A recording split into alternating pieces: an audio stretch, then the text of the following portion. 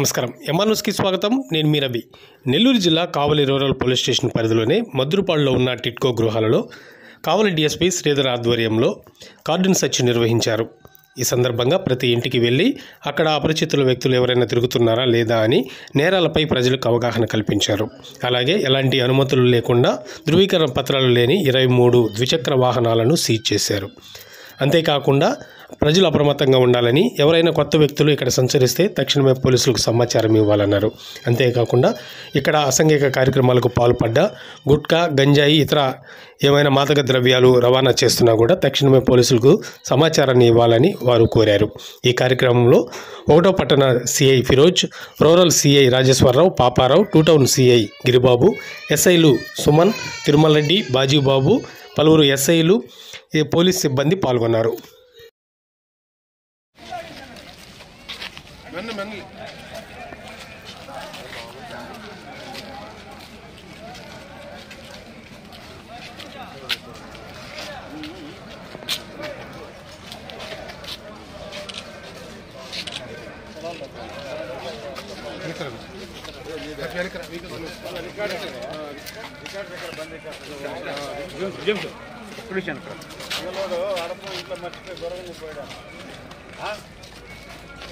దొరకనిపోయినప్పుడు ఉండాలని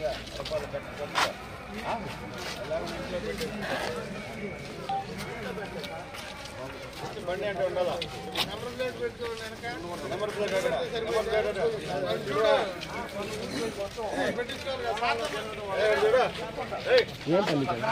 బండి కూడా ఇంకా రికార్డ్స్ ఇవ్వాలా. నెంబర్ ప్లేట్ ఎక్కడికి కొన్నావు? పెద్ద బండి మరి అడిగి అనకండి, దగ్గరికి వెళ్ళి తీసుకుని ఫోటో కొట్టుకున్న తర్వాత కరెక్ట్ ఆడికి వెళ్ళిపోద్ది.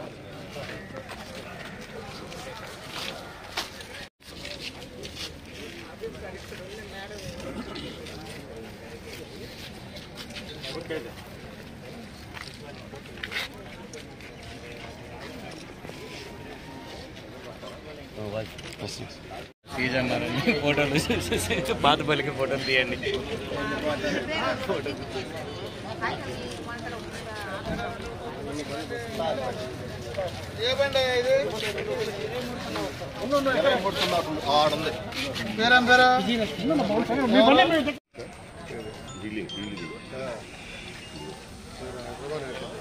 Good morning to all. ఈరోజు ఉదయం మన నెల్లూరు ఎస్పీ గారి ఆదేశాల మేరకు మద్దూరుపాడులోని టిట్కో ఇళ్లలో సోదాలు చేసేందుకు వచ్చాము.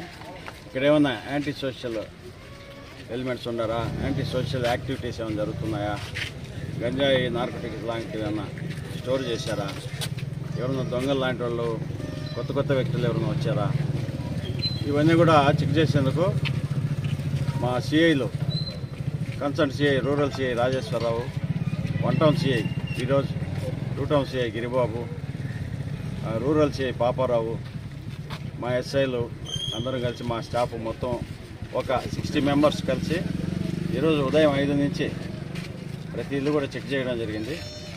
యాక్చువల్గా ఈ టిట్కో ఇళ్ళు దాదాపు 2212 ఇళ్ళు ఉన్నాయి, 66 బ్లాక్స్. వీటిల్లో 440 మాత్రం ఆక్యుపై చేసి ఉన్నారు. మిగతా ఇంకా ఆక్యుపై చేయాల్సినట్టుండే. ఈ ఆక్యుపై చేసిన ఇళ్ళంతా కూడా సోదాలు చేయడం జరిగింది.